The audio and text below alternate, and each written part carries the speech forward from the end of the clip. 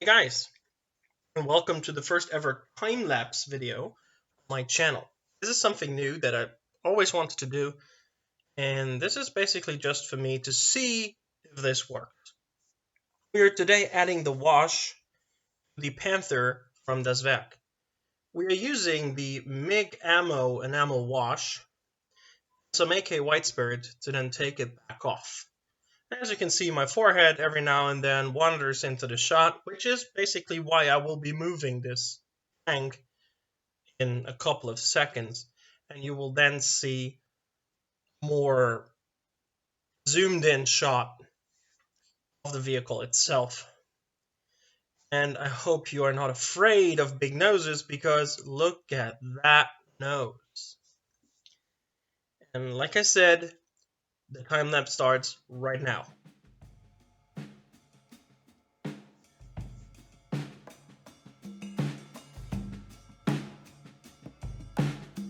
You can see we are applying the wash into all the details, and then we are removing it with the white spirit. Just keep it within the crevices and highlighting only the detail and not flooding the surface, because this is just to highlight details like the weld seams here, bolt heads, the periscopes in the front. That's just what we want to make pop. And as you can see, sometimes the wash that I'm applying straight from the bottle is a bit thick. It just spreads around the detail the way that you don't want it to.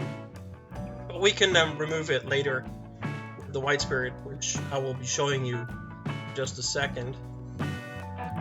But first is just adding the wash to all of the details, just putting it on, letting it dry for about 5 to 10 minutes, then just taking it back off and seeing whether or not you like the results. And if you don't like them, you can just take it all off and but again. And I'm sorry for all of that hair. I do need a haircut, but Corona kind of forced me to not get one, but hope to begin one soon. As you can see, just highlighting all of those areas with a wash. Like I said, I applied that straight from the bottle. You can also thin it and just put it in a container from the bottle, add a bit of thinner if you think the consistency is a bit too thick. And as you can see here around the turret ring, I'm a bit less deliberate and just like putting it on there rather thickly, because this is an area that will get greasy anyway. We'll be adding some oil rendering to that area that will then basically just show the oil and dirt collecting underneath the turret. So having a thicker outline here for the wash is not that much of a problem. Same in the back. A lot of oil and grease will be spilled there, so it's not as bad if you are a little less careful. But like I said, we are going to remove all of the excess paint once it's dry.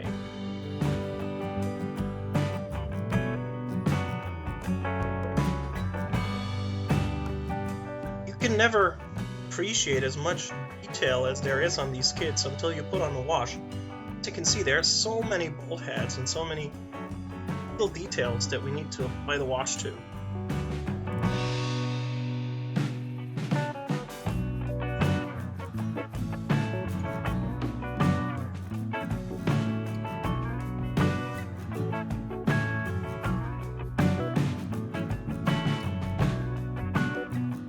And we're adding even more now. Don't actually know what I was doing off camera there for a second. We once again got my lovely hair there and my beard. As you can see around those air intakes, I'm also less deliberate.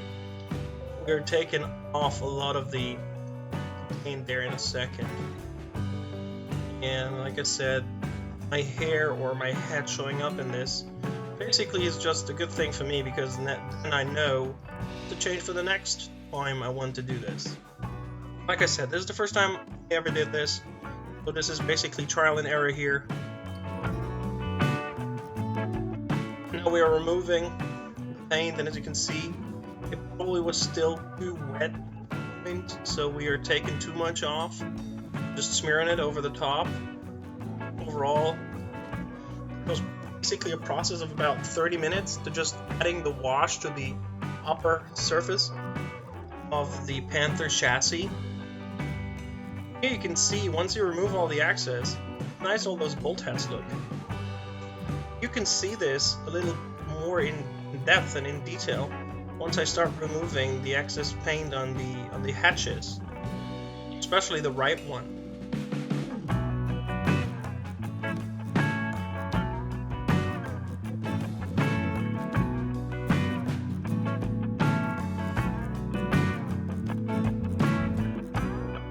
You can see I used too much of the spirit here, flooding the top of the hatch. Overall, it's looking nice. You should take your time for this step, and if it takes an hour, it takes an hour. If it takes 2 hours, it takes 2 hours. I think applying a wash and adding the chipping are the two most deliberate steps when doing the weathering. You really should take your time. I'm applying the wash over a surface of aqua gloss, by the way, if you're asking yourself if I used a gloss coat underneath. And the Alkalite aqua gloss is very nice. I've been using this for a while now. If you take notice here, I actually forgot to put a wash on that small air intake there between behind the two excess hatches for, I think it's coolant and the things I'm cleaning right now. And that you can see that small ventilator opening. I just forgot about that. I did that off camera afterwards.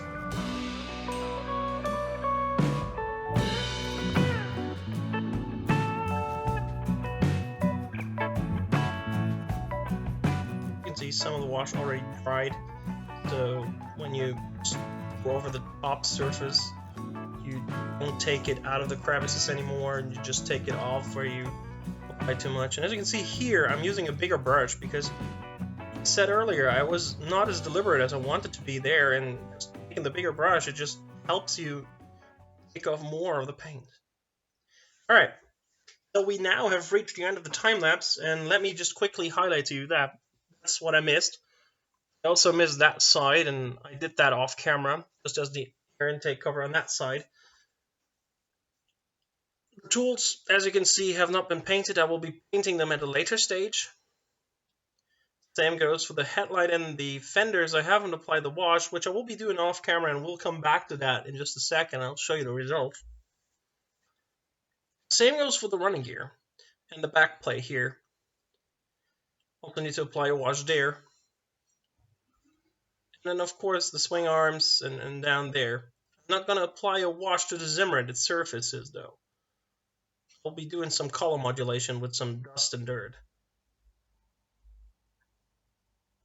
So, as you can see, I like the results so far. I'll be right back after I do some work off camera.